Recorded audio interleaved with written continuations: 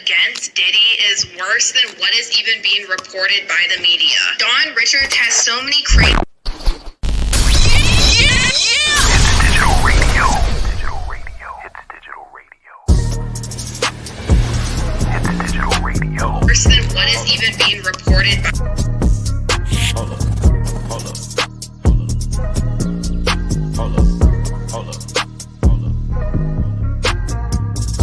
It's digital radio. It's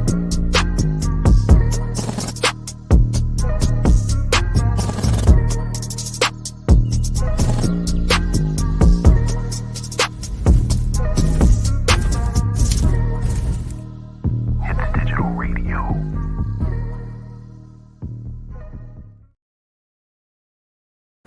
Here we go again. You are now tuned in to Hits Digital Radio. I'm your host, Dre, aka Giant, aka Andre Marcellus. Happy Sunday, live from Atlanta. Diddy is out of control. As you all know, I'm pretty sure already, Cassie came out. That was the start of his downfall.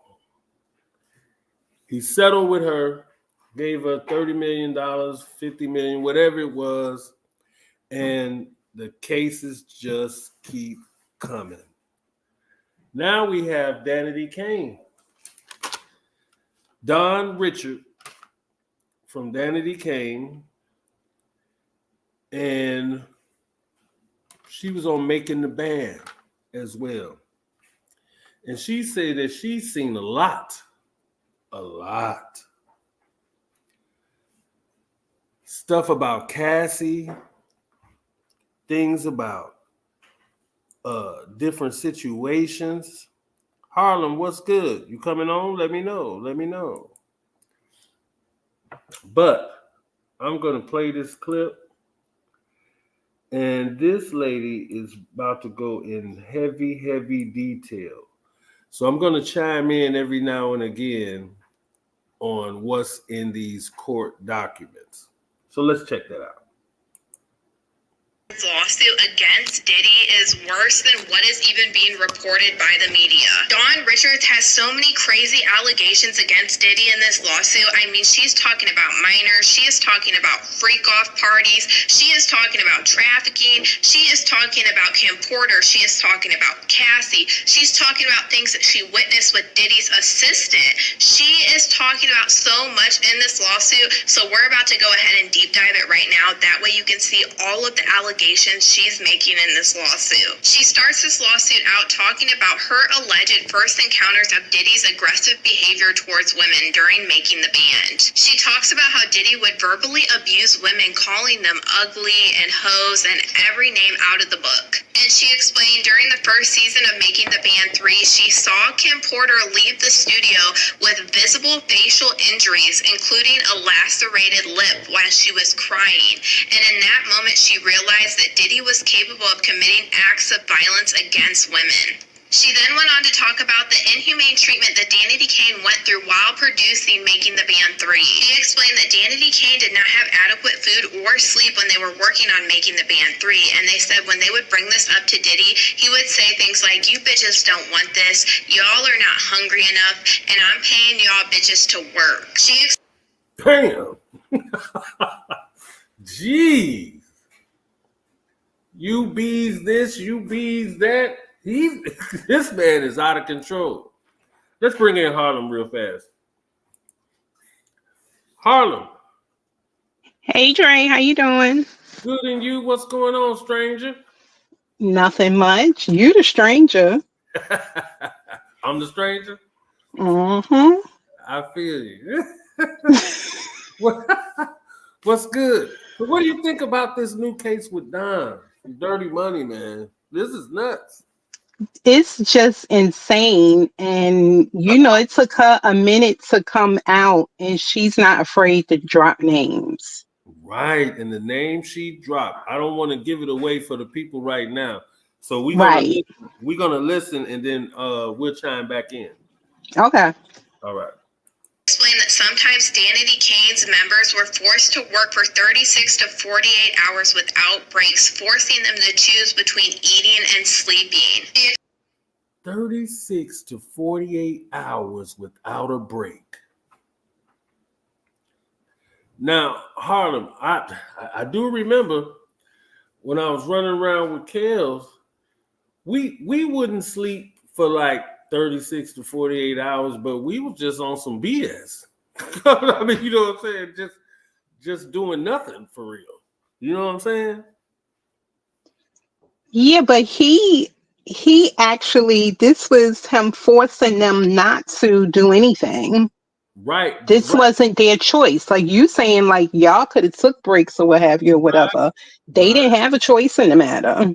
Right. It didn't have a choice in the matter. So they had to choose between either eating or sleeping. Right. But they couldn't do both. Damn, Diddy. Let's keep listening. Explained how Diddy broke up Danity Kane after firing Aubrey O'Day, and this led her to have to work with Diddy on Dirty Money. She explained during the first recording of the Dirty Money album, she saw Cassie frying eggs for Diddy, and Diddy came downstairs mad, saying, "I've been asking you for my shit. I can't stand you. You never do it right." She said that Diddy pushed Cassie against the wall and choked her, and then picked up the scalding hot pan of eggs and threw it at her. What? This man threw a hot pan of eggs on her?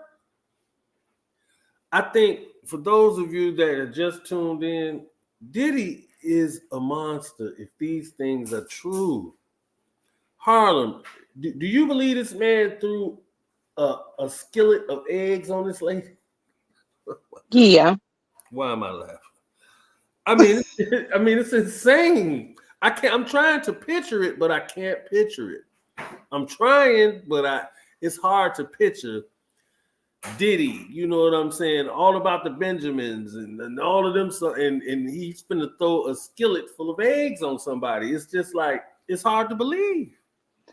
I believe it because he wasn't in a normal frame of mind. And what are you insinuating? He was high? That's what she said. That's what she said, that he was always high on drugs and he was always drinking.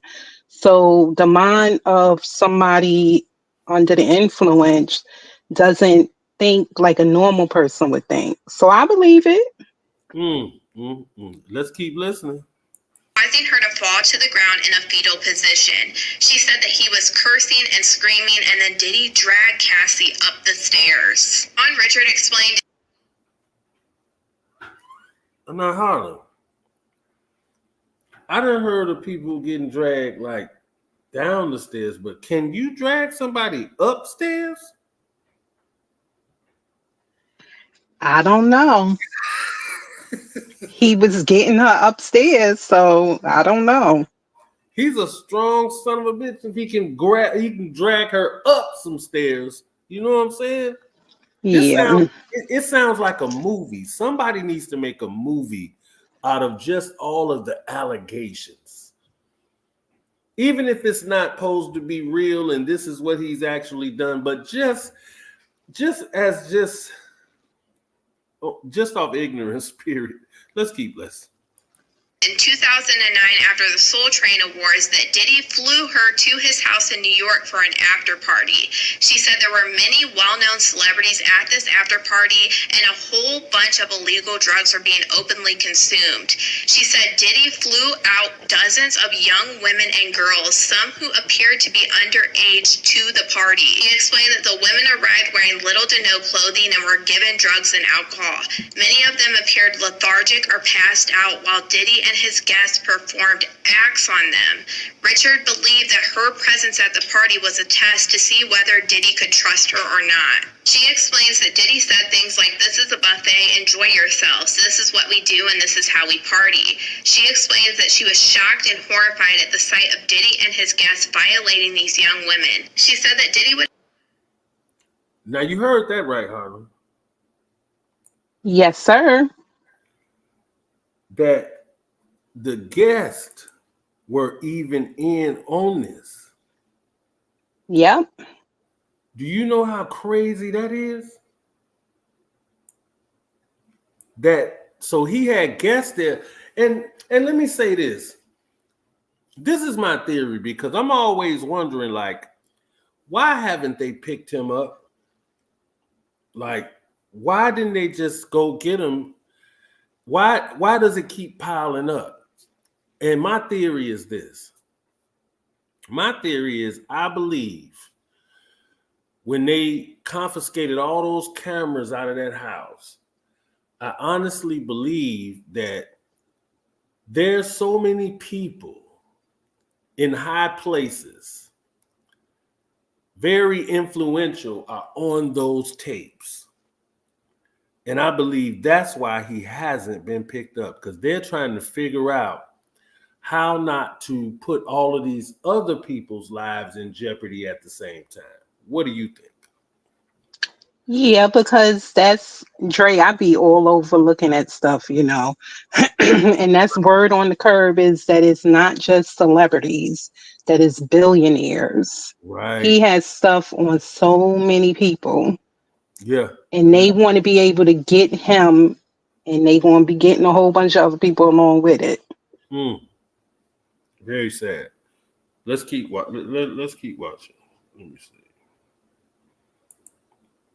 One of these drug-fueled parties, and she felt like there was no way she could escape this because during entry to these parties, Diddy would take the phones of all of his guests and lock them up. He explained that bodyguards would actually guard all of these phones and she would have no way to leave these parties unless Diddy knew that she was leaving. She also explained how Diddy would invite law enforcement officers to these parties as a fear tactic and tell them, hey, you can't report me to authorities because they won't care because they're engaging in this activity. Dawn Richard explains how Diddy would have multiple parties at his house in Miami, Florida that would last several days. She said at one party she witnessed Diddy openly stating that he had arranged for busloads of young exotic girls such as mixed black and Asian, Indonesian, and albino girls. He explained that she witnessed Albino girls?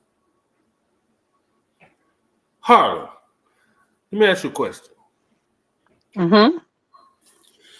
Do you remember years ago being in high school, and I know for me in Chicago, because I went to high school like right smack dab in the middle of Cabrini Green. It was called Near North High School.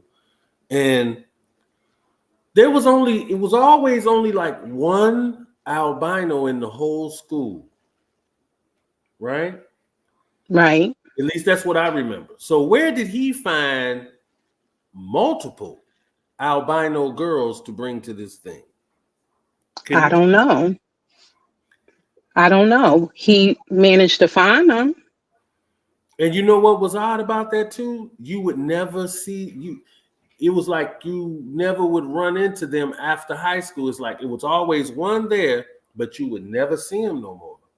That was always odd to me. It's kind of off the beaten path, but that I just had to mention that. But you know, Dre, on Facebook, you Mm-hmm. can find a group for just about anything. I hardly ever. Grandparents, Right. kids at a certain age, if you interested in this artist, their group or whatever. So Right. who's to say that there's not a group for albinos? Probably. Maybe I'm just slow. Let's keep listening. this young girls once again at these parties being violated. She explained in another instance she watched Diddy punch Cassie in the bathroom of a party in Los Angeles. She said this happened frequently when Cassie attempted to voice her opinion or stand up to Diddy. He would strike her or wrap his hands around her throat. She explained that after several times of watching this, they told Cassie that she needed to leave Diddy, and then Diddy became aware of this conversation and he got mad and said, y'all bitches don't get in my relationship. Don't tell my bitch what she needs to be doing. Just make money and shut the up. I an artist. I shelve careers. You could be missing and you bitches want to today. She explained how one time she went to a dinner with Diddy, Cassie, and other celebrities such as Neo, Usher, and Mr. Jimmy Iovine from Interscope Records for a deal that Diddy was doing with Interscope. Now wait a doggone minute. She just said that she was at a dinner party with Usher, Neo, and Jimmy Iovine. Harlem, what do you think about that? Oh my God. So I think, because I haven't said allegedly, but they wasn't just at the dinner party. They probably was at the after party as well. I'm pretty sure. I'm Right, pretty sure. And maybe right.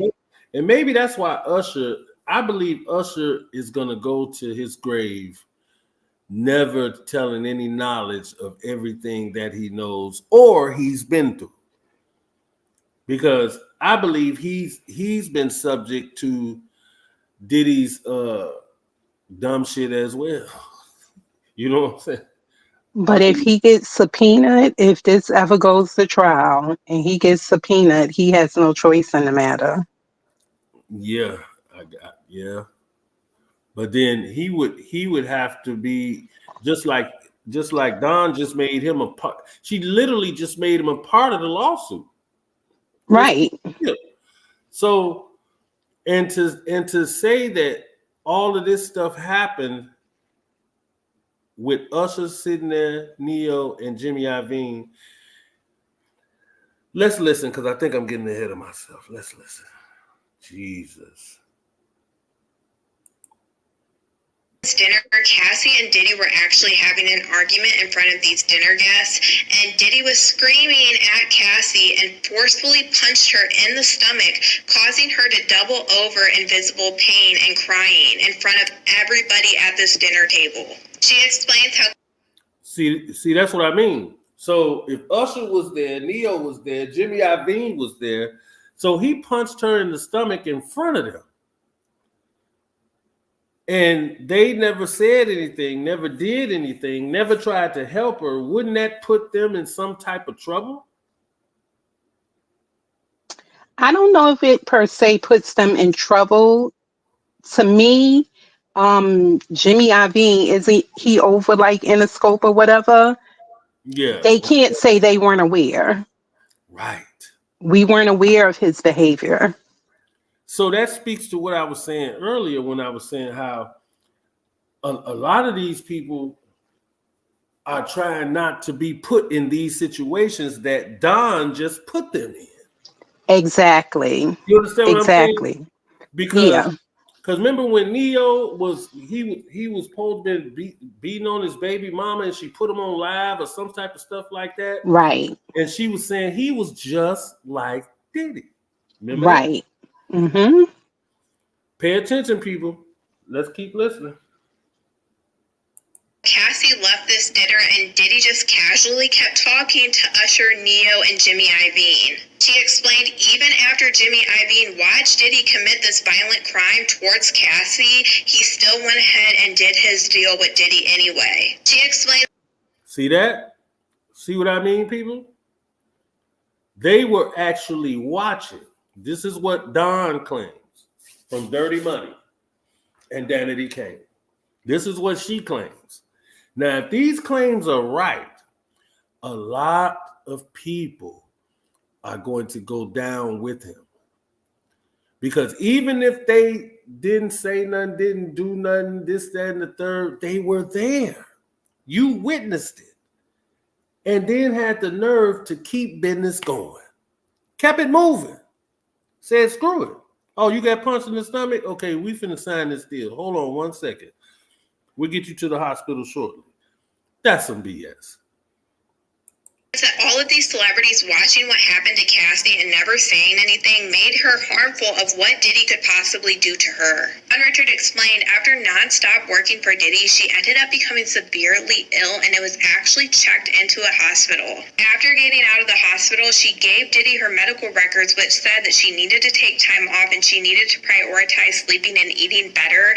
And Diddy actually scheduled her to go into the studio the very next day. She explained that she continued to watch Diddy abuse Cassie, and Cassie often wore sunglasses and makeup to cover up any visible injuries. She explains that she saw Diddy more angry at recording sessions, and he would often throw objects such as albums, laptops, food against the wall or at individuals. She explained at this point, after everything that she had saw and went through, she felt very fearful, and she felt like there was no way that she could get away from Diddy. She explained during these recorded studio sessions, Diddy would often hold parties where he would invite young men and women who were often scarcely dressed and appeared to be underage. She said that they would use drugs and engage in acts. She explained that she would watch Diddy and his colleagues kissing and inappropriately touching these young women, and then immediately after they would leave the area to have sex. She explains how there would be many different times that Diddy would come into her dressing room when she was getting changed and would touch on her inappropriately. She explained that one night during a trip, she watched Diddy and several other males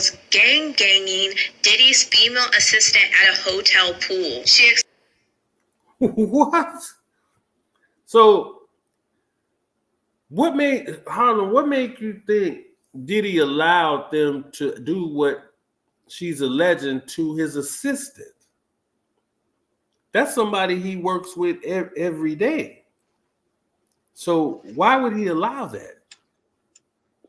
Because maybe she was a part of all of everything. Because she also mentioned earlier, I don't know if you caught it, that at these parties where everybody had turned in their phone or whatever, that the assistant was there because she tried to leave the party, she said, and the assistant told her that she had to wait before she was able to leave. So if the assistant is at the party, she's just standing there watching and monitoring things and whatever, she don't never get involved at any point. Right. I mean, just me. I'm thinking, I don't know. Right. Okay, well, let's listen to this next part and see if this makes sense to you. On her flight back to the United States the next day, she asked Diddy, "Where's your assistant?" And he said, "I don't give a where that bitch is." She later... See what I mean? He just said, I don't give a shit. Where's she at? So did she piss him off, Harlem? Did she piss him off, or was he just being him? I don't know. I mean, I guess it would depend on how long she's been his assistant, right? Yeah. I think he was just being him. Maybe she didn't do something that was asked of her and she was being punished. Right. Maybe. Now that's a good point. Maybe. All right, let's listen. Learned that Diddy had taken his assistant's passport with him to the United States, leaving the assistant stranded in the United Kingdom. She explained how one time Diddy was infuriated that she was late to an event, and he put his arm up and swung his fist towards her face, and she thought that he was going to hit her. She braced for impact, but before Diddy could strike her, Diddy's bodyguard grabbed her, escorted her out of the studio, and forced her into the Bad Boy Records Bentley that was parked outside. Once she was inside the Bentley, she realized there was no interior door handles and that she was locked inside with no way to escape. At this point... Wait a minute, man. Wait. Let's just slow this down a minute. The Bad Boy Company Bentley, or whatever the case may be, does not have door handles on the inside? What is that about? Why would they not have door handles on the inside of the vehicle? So that means that's like almost like a jail, where I guess if you act up at a party or whatever the case may be, they throw you in there and you just done for the night. That's what it sounds like to me, Harlem. Right. Is that right? Not, and him. Let's not act like this is normal, Harlem. Have you ever been in a car that didn't have any door handles to get out of? No, I haven't, because I haven't put myself in a situation like that. No, but that's what I'm saying. This ain't normal. So this ain't something we should just breeze over. This man had a Bad Boy Entertainment car, Bentley, I think she said, that did not Right. have door handles on the inside. So this was for people who decided to act up. Right. Parties. So he planned for somebody to act up and then be put in that car. Oh, But is that even let's say, is it legal to have a vehicle with no of course. handles on the inside? Hell no. Hell no. You know that ain't legal. Yeah, because I mean that's a safety That's a hazard. yes, that's a safety hazard issue and everything else. All right, let's keep listening. Called her father and told him what happened and told him that she needed his help and that she feared that she would go missing. She explains how she started to scream loud, but no one responded. She said it was late in the evening in the wintertime, and the windows were heavily tinted. The interior of the car was dark, except for faint interior lights. She said her belongings and winter coat were left in the studio, and the ignition was off with no heat. She said she felt panic because all she could think about is Diddy's threats and violence that was running through her mind. She explained that her father drove to New York from Baltimore and arrived at the studio approximately 2 hours later while she was still locked in the car. Once her father arrived, he ordered to see his daughter, and Mr. Harvey Pierre ordered Diddy's bodyguard to release Richards from the vehicle. She said her dad waited 2 hours until he was able to talk to Diddy, and once he was able to talk to him, he said that he was going to call the police. She explained that Diddy told her father, think about your family and think about your daughter's career. She said that her father appeared very frightened by Diddy's threats and actions, which made Richard feel terrified for her and her family's safety. This is a lot of the highlights from Dawn Richards' lawsuit against Diddy. You guys. Wow. Unreal. Unreal. So her father couldn't really even do nothing. Because I felt like as I was hearing the Cassie story, I always questioned like where was her father? But probably it was a good thing that he wasn't involved. I mean, due to how Don's father got played. Terrifying. Terrifying. So what do you think about that, Harlan? Yeah, it's sad because I mean, I don't know what kind of power he has that he can intimidate everybody. Right. Everybody feels some type of way. That's why Neo ain't say nothing, Usher ain't say nothing, Jimmy Iovine. Nobody don't say nothing. They just let him do anything because they get intimidated by him. Yeah, they scared. And that means they know of something that has happened to somebody that they know that they don't want no parts of that. I get it. So, Yeah. so Harlem, let's take a break. I'm gonna come back and talk about the man in Michigan, Derek Lee Cardello Smith, who had $100 million lawsuit, and the judge said, yeah, he's good with that. So after this, we'll come back and we'll talk about that, Harlem. Okay. Be back in a sec.